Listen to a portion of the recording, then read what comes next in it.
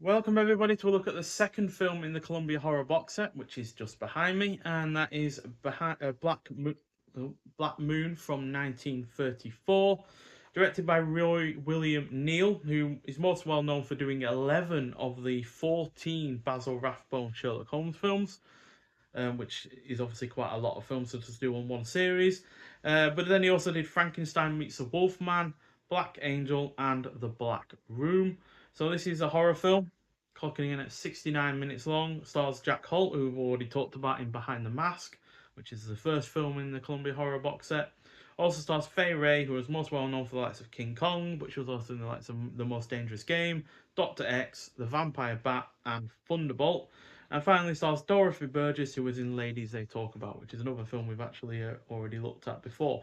So, a woman returning to her island birthplace finds herself drawn to a voodoo cult. So, this second film in the box set is way more of a horror film than the previous film, in that it doesn't have any, subgenres around it. The first film had crime, and that was mostly what the film was about. The horror element was very limited, whereas this is a full blown horror.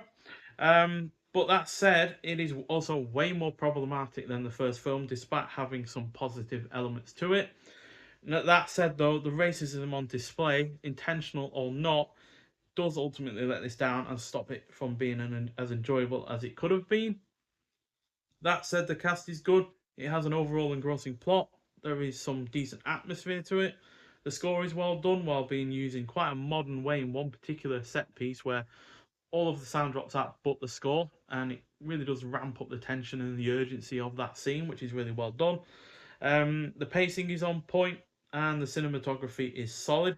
Sadly, the racism, completely ignorant view of voodoo, and the fact several people who are black, there's only really black people ever die in this film, by the way, um, are killed or seemingly killed to make for an attempt at an exciting action scene, all do ultimately leave a sour taste in one's mouth. So yeah, unfortunately, it's gonna get only 2.5 out of 5 from me. I can't stand it when films, treat you know other cultures or other races as something to be scared about or feared or suspicious about, and that's what this film does for the most part, unfortunately, which is a great shame because, like I said, there are elements to like: the cast, the atmosphere, the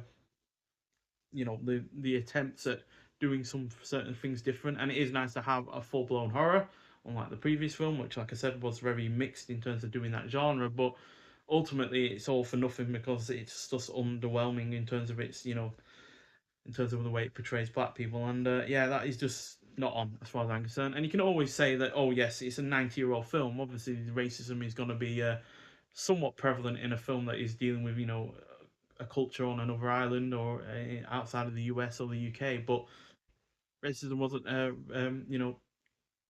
for the most in a large part of the way wasn't tolerated back then.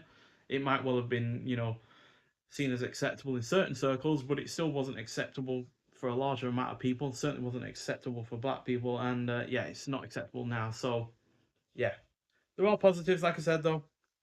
And if you cut out the racism aspect, this would have easily been a 3, maybe even a 3.5 star film. But that aspect just does not make it an enjoyable effort for me personally, and I certainly don't think it's going to be made an enjoyable effort for other people as well. So yeah, I did hear about the aspects to this film that were problematic before seeing this film, but I went into it open minded in the hope that maybe it's just one, maybe two scenes, but unfortunately, a large portion of the film is in that direction, to be honest. And yeah, that's a shame. So yeah, unfortunately, it's got a lower rating than the previous film, despite being a more of a horror effort. So yeah, but if you have seen this film, I'd like to hear your thoughts on it. I'm more than welcome to have some conversation about this. Obviously, I'm not one to speak on racism at all.